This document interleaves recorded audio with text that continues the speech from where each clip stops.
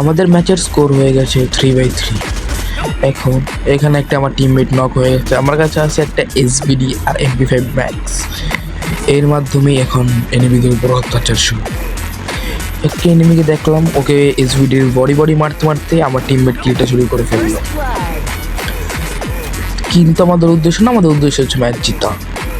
তারপর একটু সামনে দেখে একটা এনিমি আসে, ওকে SBDর একটা হেডশট দেওয়ার পর এখন ওকে ফিনিশ করার উদ্দেশ্যে সামনে রাশ দিলাম।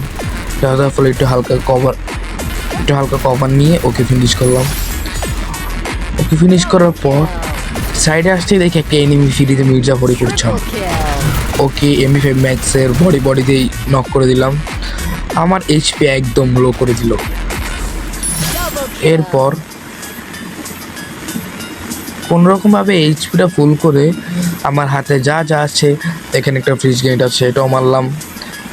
এই লুট বক্স আরেকটা ফ্রিজ গ্রেনেড, এটাও ছেড়ে দিলাম এই পাশ দিয়ে। যেভাবে হোক এনিমির লোকেশনটা জেনে ওকে মারতে হবে আমার উদ্দেশ্য।